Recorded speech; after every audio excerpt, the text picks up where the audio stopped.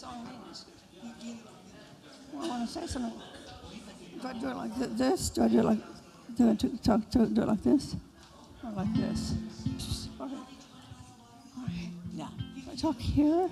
I'm good. Paula wants to say something before she does the prelude. Okay. So, I get she has a mic. Okay, go ahead. Okay. Good morning. Oh, that was awful. Thank you. Good morning. Good morning. Holley asked us to prepare a medley of patriotic songs, and we found ourselves asking ourselves, what is patriotic these days, and which song do we claim? So we're playing a medley to make you think about three things. One is, who is God to bless in the song God Bless America? Whose blessing are we asked for whom? And the second one was, how do I find my home sweet home? And the third is how do we know who gets to benefit from this God blessed America? Those three questions.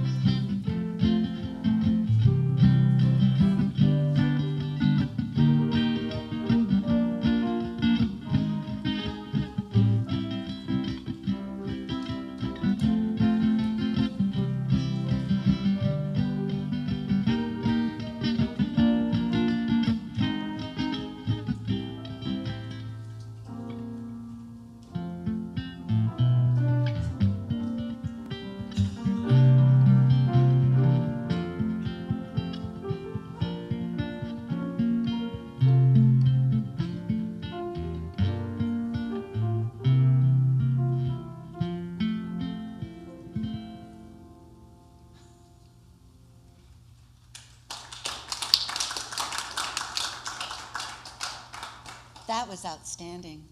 Thank you very much. Thank you, Paula. Thank you, Jorge. What a wonderful welcome to this Sunday. Good morning, everybody. Welcome to the Unitarian Universalist Fellowship of Clemson. We are located on the land of the Eastern Cherokee and Southern Iroquois. It's good to be together. I'm Kathy Crain. I'm one of the worship associates, and I'm a member of that team. Whoever you are, wherever you are on your life's journey, you are welcome here. If you're joining for the first time this morning, welcome. If you are a visitor or haven't been here for a while and would like to introduce yourself, that would be wonderful. I'm Meredith, and this is Lydia. We came here a long time ago. I was raised here, and I was a youth leader here for a while, and now we live in Spartanburg. John and Barbara's daughter, John and Barbara's granddaughter. Thank you, Meredith. Welcome back. Anybody else like to say hello? After the service, we gather for coffee, tea, social connection in the social room at the end of the hall to the left. Please join us. If you are interested in getting our weekly newsletter so you can get connected to our community, our weekly sharing of joys and concerns, and our collective efforts to support local social justice work, please reach out to the office by email on our website. You've got the order of service. On the back of the order of service are our announcements. These are all the volunteers that help out at the top of the page. So thank you to Nancy and Justin for helping with this blank space for ushers. They will be taking up the offering for us today. Thank you to Gordon Crain, who's sitting outside in the shade as our safety responder. And thank you to all the other folks who are listed here. We welcome volunteers, especially during our summertime. When you go into the social room, you'll see the opportunity table that's there and also the sign-up sheet for the circle dinners. I guess the next thing to happen, Alan, is the Socratic Cafe. This Monday? Second Monday? No, a week from Monday. Sorry about that. This one is the first Monday. So a week from Monday is the Socratic Cafe. Second Monday is in the social room here. If you have any question on any of these other activities, just let us know and reach out to the office.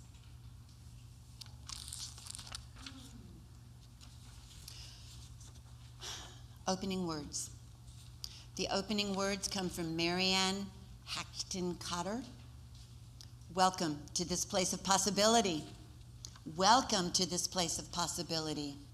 This is love's hearth, the home of hope, a refuge for minds in search of truth unfolding, ever beautiful, ever strange.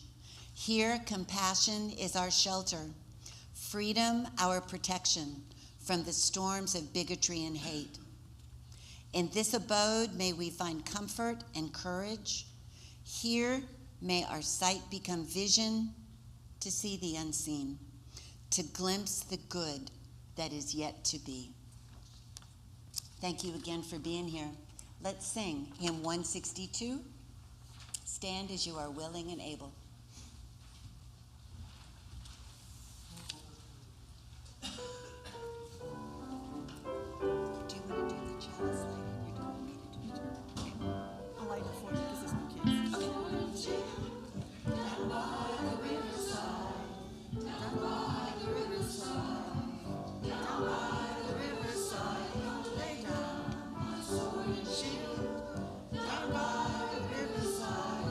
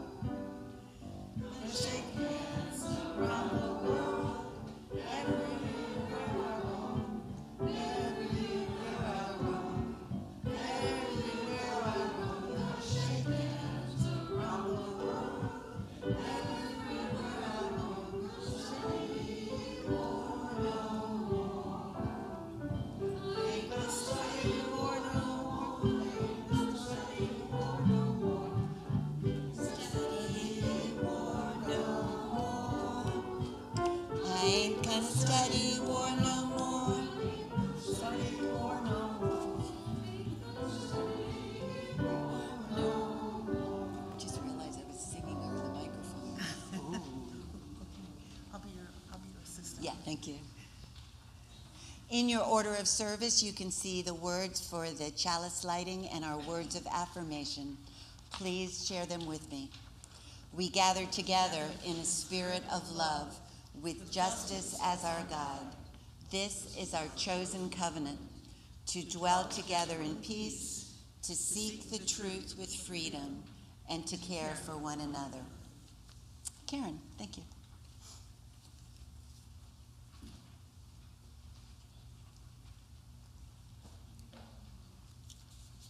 Before I share this morning's story, I just want to remind everybody that we have our new expanded fidget space, if you want to call it that. It's more than just fidget. You can think of it as soul work.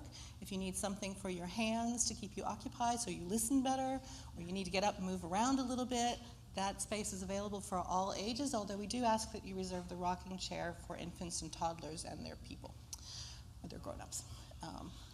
And also we are on our summer programming, so we have no official RE classes this morning, but I will be supervising some craft activities and a quiet meditative reading space in the back afterwards.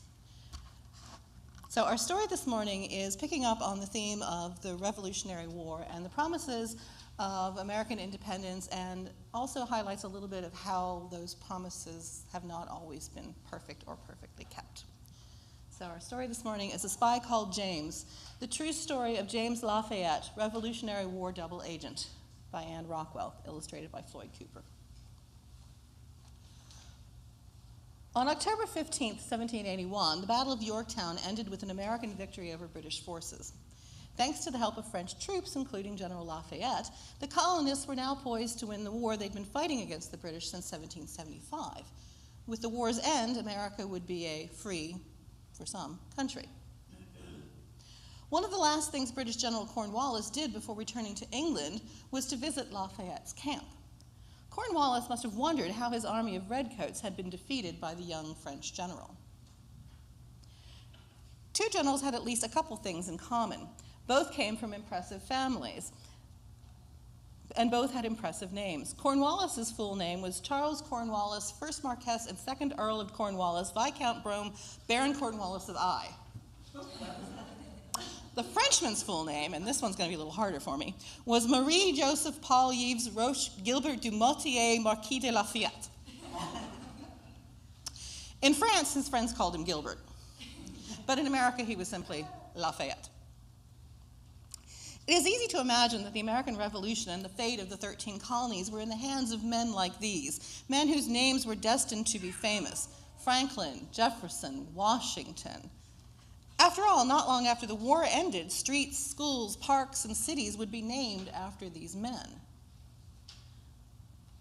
A list of names also helped start the war. Many of these famous men signed the Declaration of Independence, telling King George of England the colonies would be free. But America would not have won independence without the courage of thousands of people whose names never became famous. Cornwallis saw one such man in Lafayette's camp during his visit. He must have known in a flash exactly how Lafayette defeated him.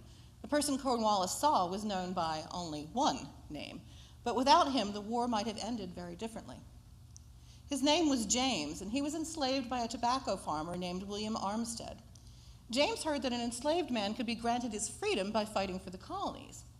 James was naturally interested, and in 1781, Armstead allowed him to join Lafayette to help defeat the British. James went to serve under the French general with the names to spare, and soon after, James was ordered to spy on the most infamous name in American history.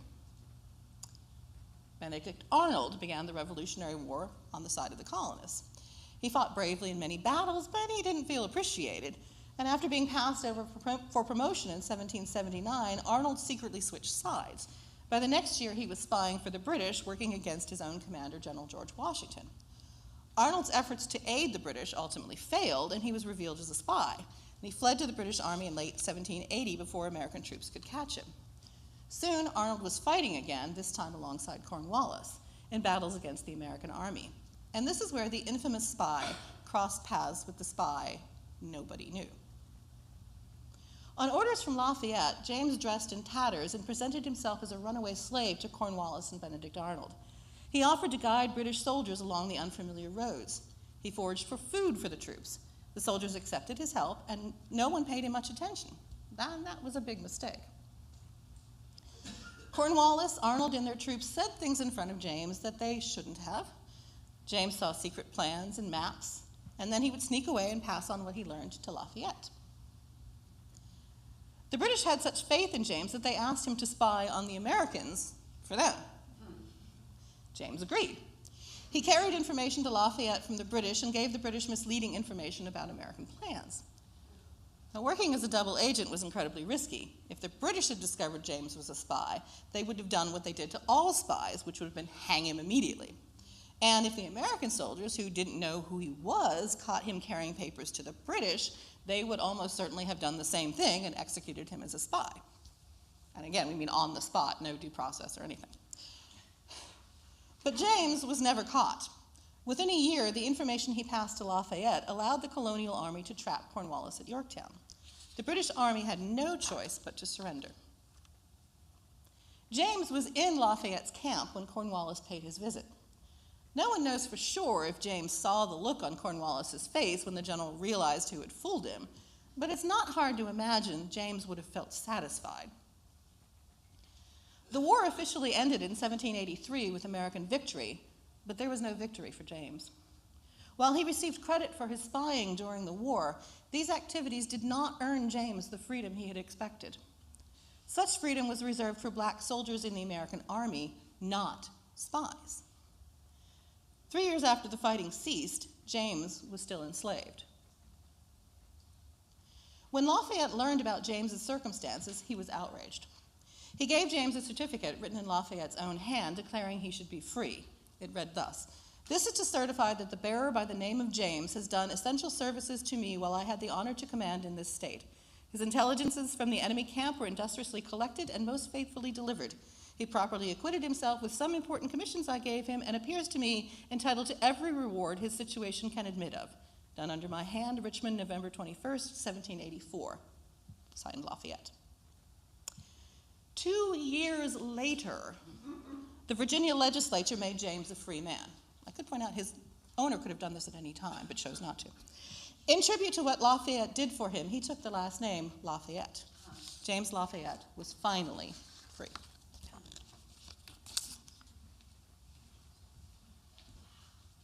Good story. Great stories. At this time, we welcome your contributions to our fellowship. 25% of unsolicited funds will go toward this month's benevolence, the Clemson Community Care. You can see on the back of your bulletin if you'd rather use your QR code to do the donation. Let me know how that works, because I haven't heard that anybody's used it yet. And if you are watching from home, you are welcome to use the donate page. Thank you for your generosity.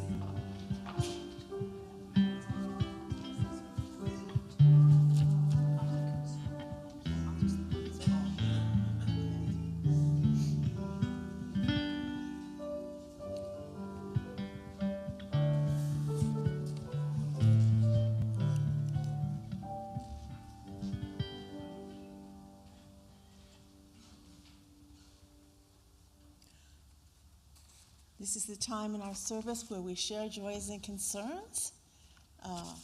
Scott Templeton? Scott here? Hi, Scott. For the family of the young man who drowned in Lake Wiley on July 4th, and for my brother and his family who knew the young man and owned the dock from which the young man dove. Sorry about that. No, Texas? Lake Wiley. Lake Wiley. Oh, yeah. That's North Carolina. Yeah.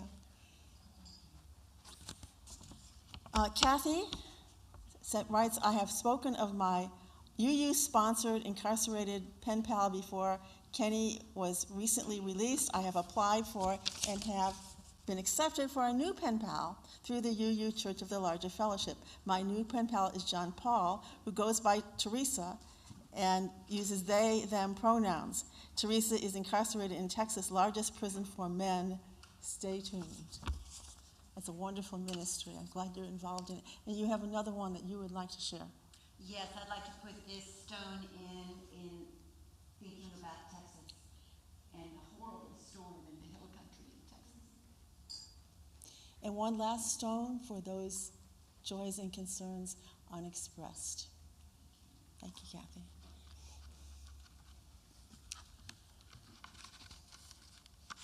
You're up again. Okay, change my mood. I am honored to be a worship associate with Holley Ulbrich. And the theme today is democracy. So maybe I'll cry a little bit more as I'll say that my thoughts went to Bill Moyers, who died at 91 last week or the week before, June 26, 2025. He was among the most acclaimed broadcast journalists of the 20th century. He's known for TV news shows that exposed the role of big money in politics and episodes that drew attention to unsung defenders of democracy. Scott Simon, during Saturday a week ago, during Scott Simon's presentation on Weekend Edition on public radio, noted that all owed thanks to Bill Moyers. He was one of the signature figures, along with Big Bird and Susan Stamberg, who helped to build public broadcasting in the United States. Moyers started his career as a teenage cub reporter at a newspaper in Marshall, Texas. He went on to work as an intern for then Senator Lyndon Johnson. He became ordained as a Baptist minister, and a few years later in 1960, he joined Johnson on the campaign trail, eventually following him to the White House after the Kennedy assassination. I work for him despite his faults, Moyers once said when he was Johnson's press secretary, and he lets me work for him despite my deficiencies. They had a falling out, reportedly over the war in Vietnam, and Moyers returned to journalism for the next 6 decades. He won the most prestigious awards of the profession. He interviewed newsmakers, but from the start of Bill Moyers' Journal to now with Bill Moyers and to Wide Angle, he interviewed poets like Rita Dove, scholars like Joseph Campbell, and other writers, artists, religious leaders, and historical figures like Holocaust survivor Elie Wiesel and South African Archbishop Desmond Tutu. Now, I mentioned Joseph Campbell, and I told Meredith that I was going to mention her. It's just so wonderful that she's here today, because Bill Moyers' interview with Joseph Campbell resulted in 4 episodes called The Power of Myth. I bought the book, Gordon and I bought the book, and I've seen the book on some of your bookshelves also. The Power of Myth gave us an idea on how to celebrate our son Daniel's 16th birthday, because in the United States, according to habit, tradition, the only way we recognize going from youth to adult is with a driver's license. So we wanted to do something different to honor Daniel's transition from youth to adult. John and Barbara came with us. That was the last time I saw Meredith's hair in dreadlocks.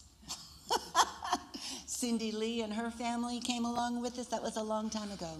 We did a Windjammer cruise based on Bill Moyer's interview with Joseph Campbell. Of course, they didn't say Windjammer, but that was just what we found to honor this rite of passage. So Bill Moyers once asked Desmond Tutu how people who read the same Bible and prayed to the same God could wind up on opposite sides of grievously serious issues. We are human beings, Tutu said to him, who have been given extraordinarily by this God we worship the gift of freedom. God takes seriously the gift that God has given us, and we make choices. And the God who is an omnipotent God, in many ways, becomes impotent because God has given us the gift to choose. In a media world which can overwhelm with breaking news, Bill Moyers asked questions that could at once be simple and probing in his Texas Hill Country tenor, steeped with the pastor's compassion, and reminded us to try to find out what can last in the human heart. Scott Simon remembered what seemed almost an incidental remark that Bill Moyers made years ago at a long news meeting which they both attended. Is this a story that reaches into people? Bill Moyers asked. We can honor the memory of Bill Moyers by asking ourselves that question. Is this a story that reaches into people as we go on with our work today? In this era of growing threats to democracy, what can a young person do who aspires to follow in Bill Moyers' footsteps, whether in journalism or in public life? Judy Woodruff asked Moyers that question, to which he responded, "You can't quit. You can't get out of the boat. Find a place that gives you a sense of being, gives you a sense of mission, gives you a sense of participation." Today, with the future of journalism and of democracy itself at stake, it's advised that it would help everyone to take to heart the insights of this late, great American journalist. Thank you.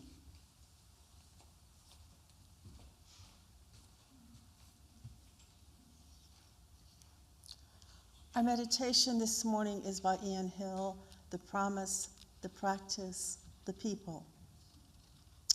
In this summer of 2025, he writes, we are at a crossroads in history, a moment in time when democracy is not just a word or a system of government, but a living, breathing promise, a covenant we make with each other. This promise of democracy is one of collective power and shared responsibility. Many understand that this covenantal promise is not without its challenges. Democracy asks us to engage in issues, to participate in bringing about change, and to care deeply about one another. It is cultivated in the small, consistent actions, in the conversations we have, the way we listen to and learn from one another, as well as the votes we cast. It demands that we see beyond ourselves, recognizing the dignity of every person and honoring the rich diversity of our lives. It is clear that at the heart of this democracy is the promise of the people, our hopes and our dreams. We are the democracy and the stewards of this promise, the practitioners of this sacred work. As Unitarian Universalists, we believe democracy is more than a political system. It is a shared journey, a collective responsibility, and a profound act of faith in one another. May we walk this path with grace, with purpose, and with phenomenal commitment to the common good.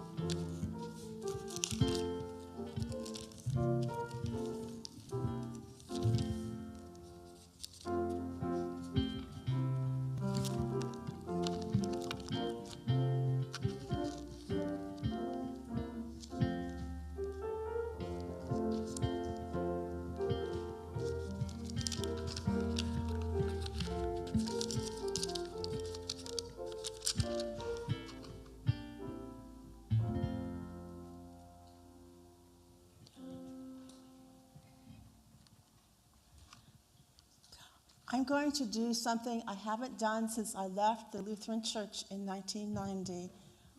I'm going to preach from a text, and the text is in the Tanakh, the Torah, the Nevi'im, and the Ketuvim, the Hebrew Bible. And it's very worn out because I used it for 2 semesters of Old Testament. My text is from 1 Samuel, verses 8 through 22. When Samuel grew old, he appointed his sons judges over Israel. But his sons did not follow his ways. They were bent on gain, they accepted bribes, and they subverted justice. All the elders of Israel assembled and came to Samuel at Ramah, and they said to him, "You have grown old, and your sons have not followed your ways. Therefore, appoint a king for us to govern us like all other nations." Samuel was displeased that they said, "Go, give us a king to govern us." Samuel prayed to the Lord, and the Lord replied to Samuel, "Heed the demand of the people in everything they say to you.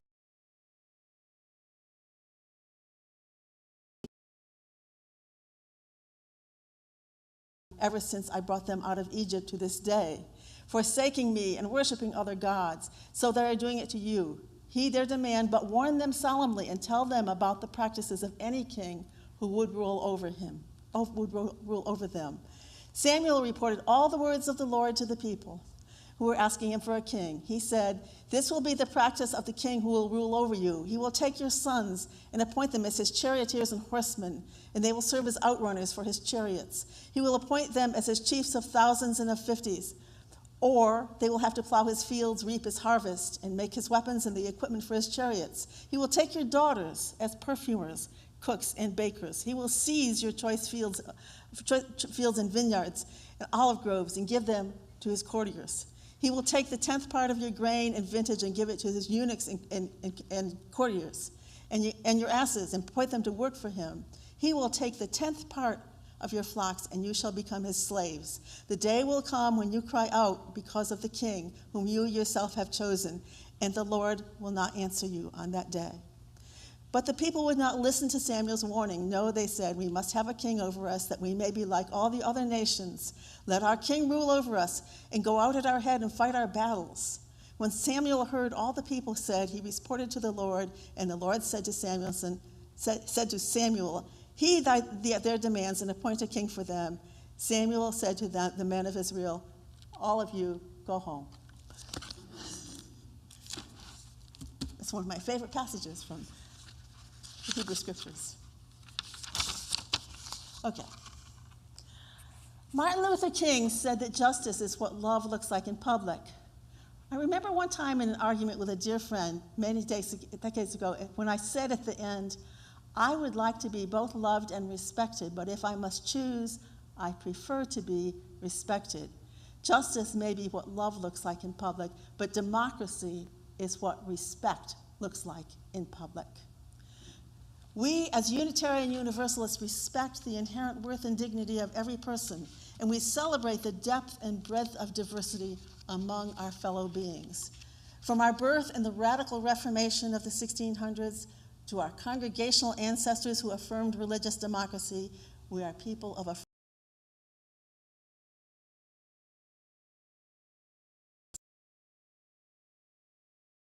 chosen communities.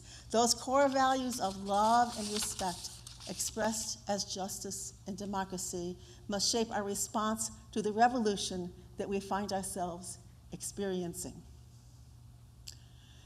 July is a popular month for revolutions.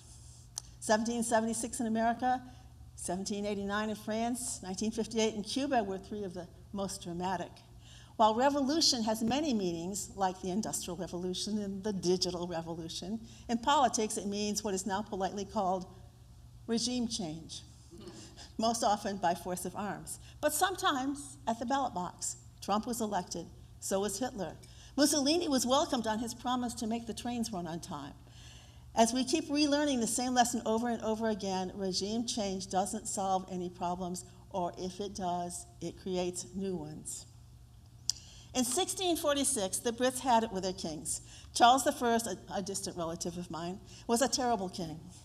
He was extravagant and would not cooperate with Parliament and was suspected of being a closet Catholic in a nation weary of flip-flopping between two faiths. Oliver Cromwell led the Roundheads against the Cavaliers, which sounds a little like an ACC football game, but it was in fact a civil war. It ended with the beheading of the king and installing Cromwell, a Calvinist Puritan. Puritans are also my ancestors. England soon found out that a Lord Protector with no claim to divine right because of his ancestry was still a king, but without the title. He failed to assure the succession, and England wound up inviting Charles II back from France, put him on the throne where he acted a lot like his father, and precipitated long struggles. Finally, the Brits put his granddaughter and her husband, William and Mary of Orange, on the throne, but the conflict persisted for many decades before they finally got to a democratic government with a constitutional monarch. The French Revolution was equally disastrous, violent, bloody, resulting in Napoleon ultimately as a dictator. The American Revolution was likewise long and bloody. After Yorktown, it took 6 years to write a constitution that papered over the conflicts between North and South, men and women, black and white, Native American, rich and poor. It was a democracy for about 30% of the population. Those who were black, red, female, gay, or trans, and or landless had to protest and wait until the 20th century for a series of mostly bloodless mini-revolutions that brought us democracy. Women's suffrage, the New Deal, paths to citizenship, racial integration, the environmental movement, and acknowledgement of gender identity created a series of mini-revolutions. As we prepare to celebrate the 250th anniversary of the American Revolution next year, we can only hope that it will be worth celebrating because a counter-revolution is well underway. There was something in that Puritan DNA that was carried to New England by my congregational ancestors, and that something was an unwavering belief in the moral authority of democracy. While Cromwell failed, the fight eventually led to significant constraints on the power of the British king or queen, and a shift to an elected parliament and a prime minister. It was a belief in the power and right of the people to manage their own affairs.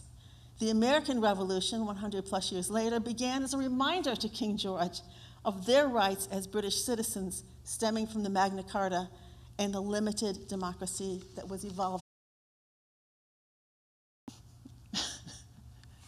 Okay, doesn't register. In other words, I'm not going to eat today, you don't eat tomorrow, he doesn't eat the third day. Okay, so it's really easy practice. South Africa was another. The African National Congress in turn learned well from Gandhi and nonviolent resistance as India reclaimed their ancient nation from British colonialism. In our own country, the civil rights battle has met violence with trained, practiced nonviolent resistance. Nonviolence is grounded in love, hope, and trust. It appeals to our better selves and to having the courage to resist and the patience to keep up the good fight. Nonviolent resistance takes many forms. Storytelling for public policy is a personal favorite, but so is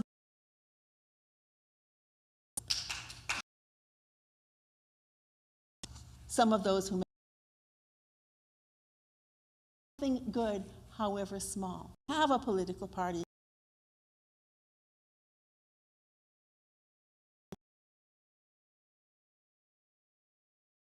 I need to bring those up. As one of my favorite mentors once said, just because something is true doesn't mean you have to say it. Theologian Joanna Macy says that optimism and pessimism are both wrong. Optimists expect everything will turn out all right, so they don't need to be bothered. Pessimists are convinced that a bad outcome is inevitable and there's nothing we can do to stop it. Fortunately, the people of countries like South Africa and India, or the resistance of in many places in Europe in World War II, there were many people who did not surrender either to Pollyanna optimism or defeatist pessimism. The middle ground, Macy writes, is hope, and specifically active hope. That is called to embrace. Suggestions from the local League of Women Voters. Find organizations like their work with your time and money. St. Paul asserted, Now I'm getting into the New Testament. This is dangerous ground. St. Paul asserted that there are three great virtues: love, hope, and faith. The word he used in Greek for faith is better translated as trust. As we go about our work as a faith community and expressing love as justice and hope as action, where do we place our trust? In ourselves and our fellow citizens, to wake up awakened from the dream or nightmare and engage reality. As Margaret Mead is so often quoted, never doubt that a small group of thoughtful, committed citizens can change the world. Indeed, it's the only thing that ever has. Annoy your representatives in Congress. Attend local government meetings to protect the right to read and funding for public libraries. Find a protest near you. Write letters to the editor. Don't leave that up to Gordon and Kathy Crain. Do what you can, individually and collectively, to help those more affected by the cruelty of cutting basic services like health care and education and food stamps. Give red cards defining your rights in both English and Spanish to anyone that may need them, and I should have them by next week to put on the opportunity table. Vote, and encourage others to vote at every opportunity, starting with fall municipal elections, and then into the primaries for Congress and state and local officers next year. Every chance you get to vote. My mother, when she was in a nursing home, and it was November, she said, "Isn't there an election?" And I said, "No, Mom, it's an odd-numbered year." And like they tell you on the airlines, first put your own oxygen mask on, then help the person next to you. Take care of yourself, but start there. Don't just stop there. Figure out how to use your resources of time and money and skills to protect yourselves and one another from what is happening, and fight like hell in nonviolent ways to reverse its course. The prayer that was written by Reinhold Niebuhr and used by Alcoholics Anonymous is, I think, the way we need to approach this situation, and that is, Lord, grant me the serenity to accept the things I cannot change, the courage to change those that I can, and the wisdom to know the difference. Be of good courage. Real democracy is worth fighting for. Our closing hymn is number 159. This is my song.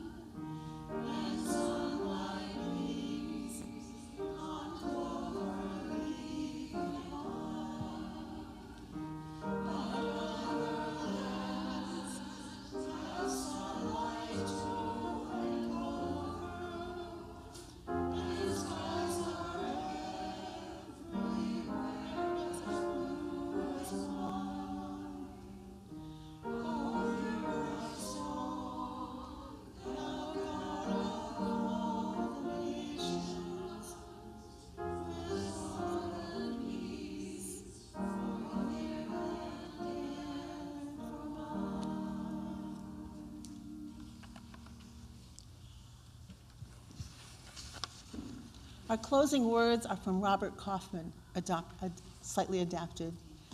We have come together to share our deepest concerns, speaking and singing words of inspiration and hope. We have committed ourselves to do what we can to ease the burdens of those who suffer, to challenge those who abuse power, to stand for decency and compassion, democracy and justice.